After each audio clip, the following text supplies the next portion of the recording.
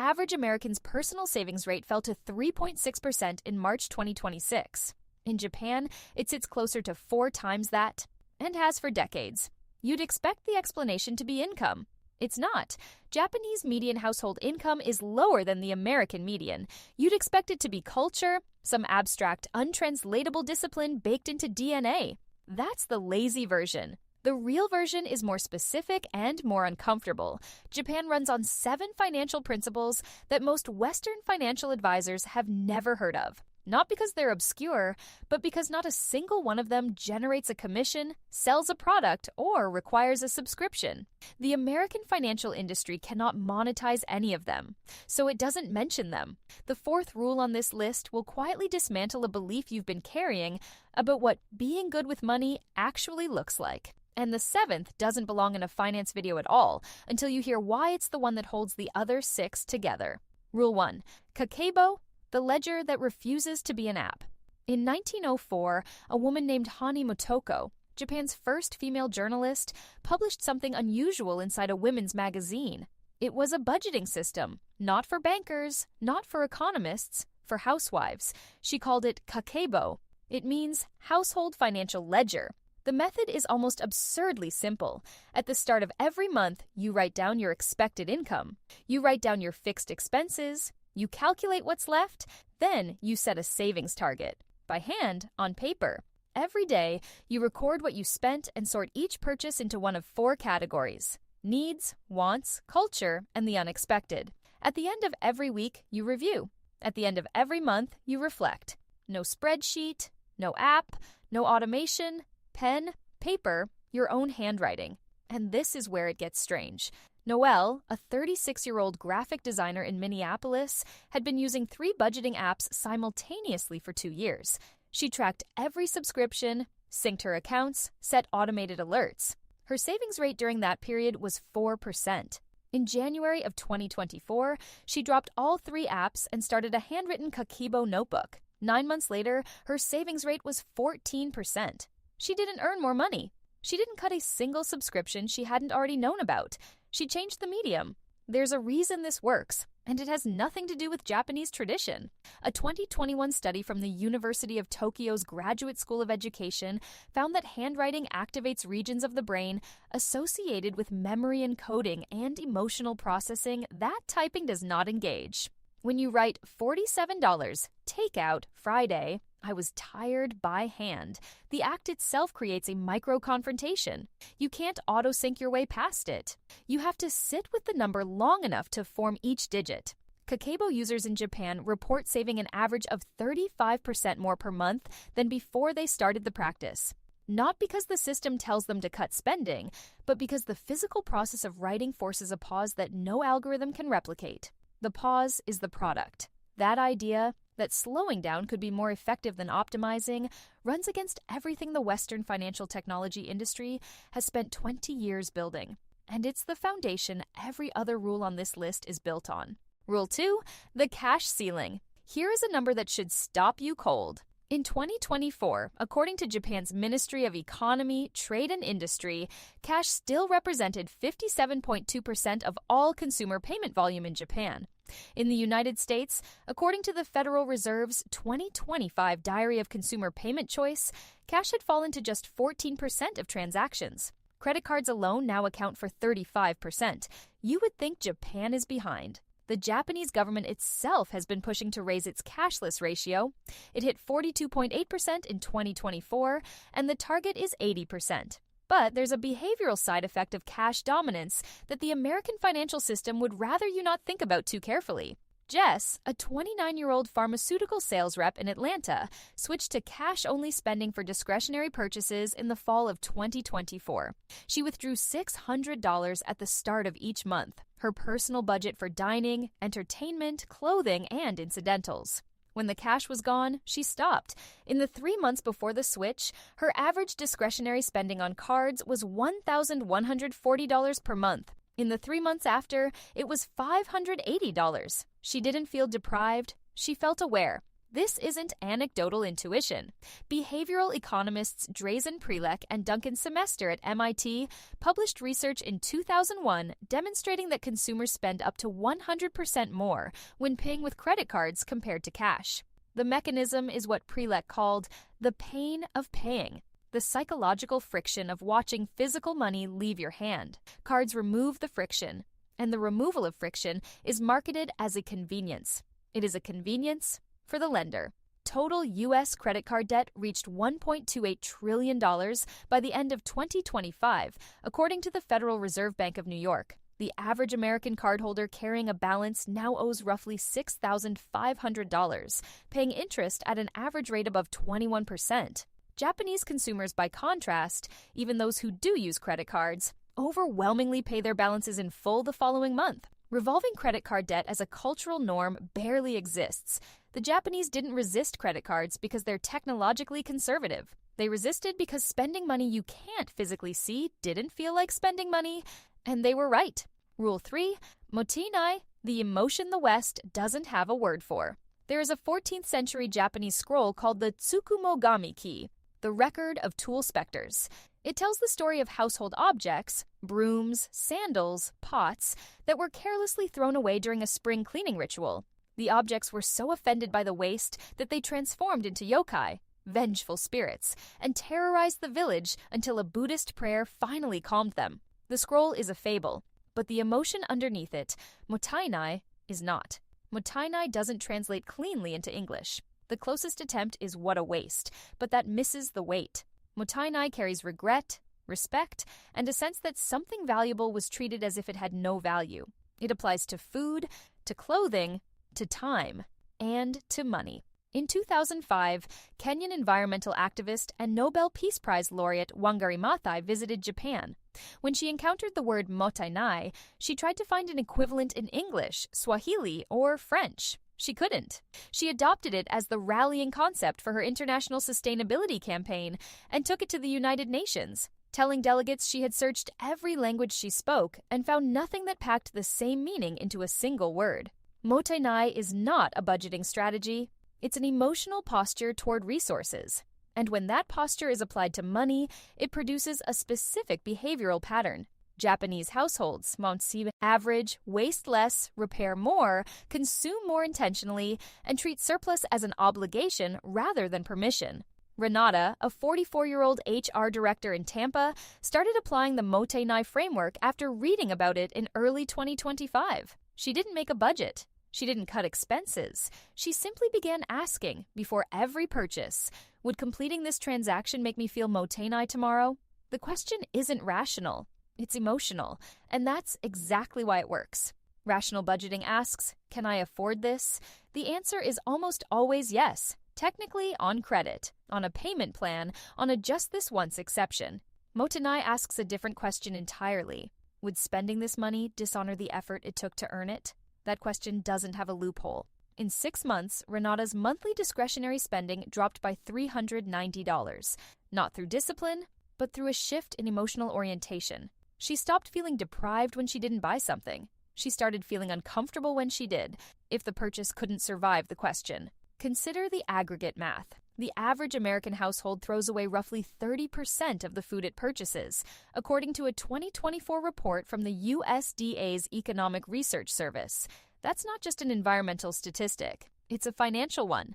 Every discarded bag of groceries was someone's after-tax income, decomposing in a landfill.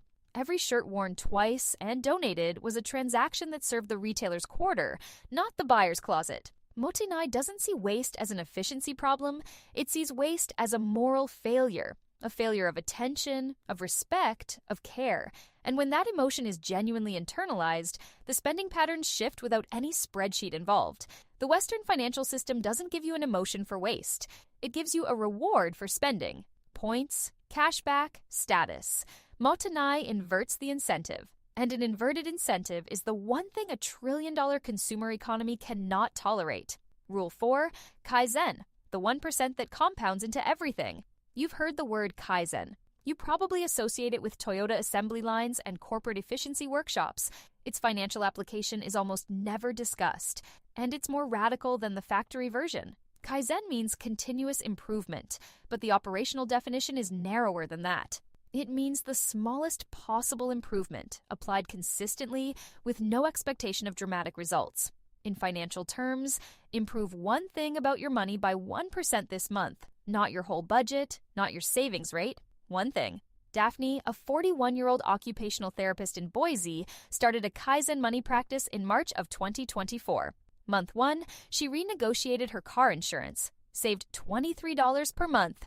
Month 2, she switched her electricity provider, saved $17. Month 3, she adjusted her 401k contribution from 4% to 5%. Month 4, she packed lunch on Tuesdays and Thursdays. Month 5, she refinanced one credit card balance to a lower rate card. No single month changed her life. After 14 months, she was saving $610 more per month than when she started. She never once sat down and overhauled her finances. She never made a dramatic cut. She never felt the squeeze. And here's the part that matters.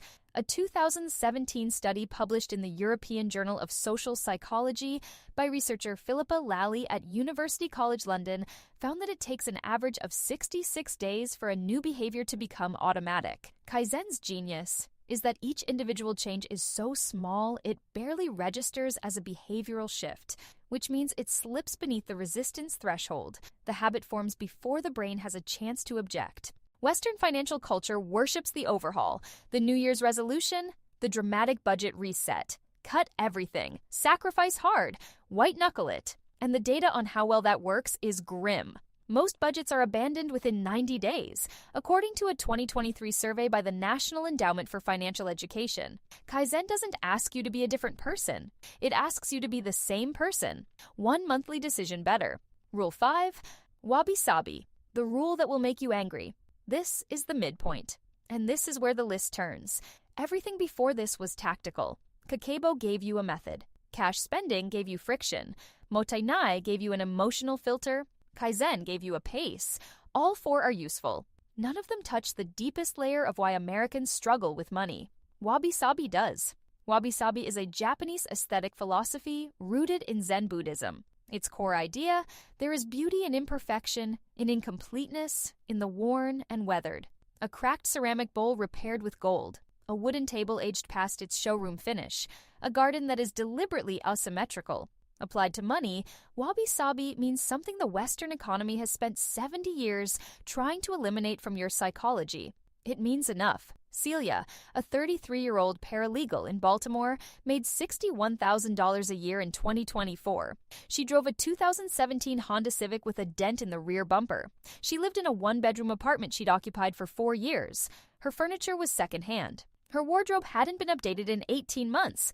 Her net worth, as of January 2025, was $74,000. Savings, retirement, no debt. Her coworker, making the same salary, drove a leased 2024 SUV, had recently moved to a newer apartment with an extra $400 in monthly rent, updated her wardrobe seasonally, and carried $8,200 in credit card debt. Her net worth was negative $3,100.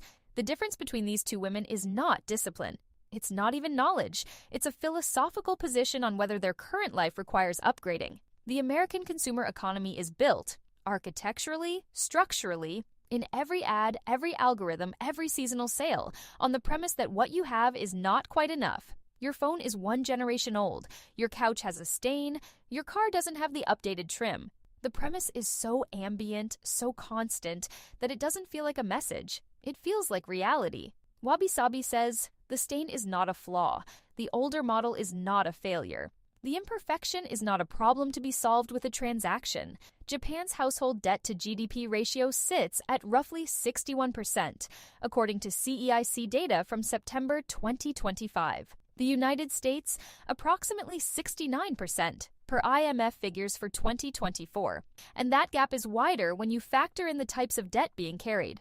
American households carry more revolving, high-interest consumer debt relative to income than nearly any other developed nation. That gap is not an accident of policy. It is the downstream consequence of a culture that decided imperfection is intolerable and that the fix is always available for purchase.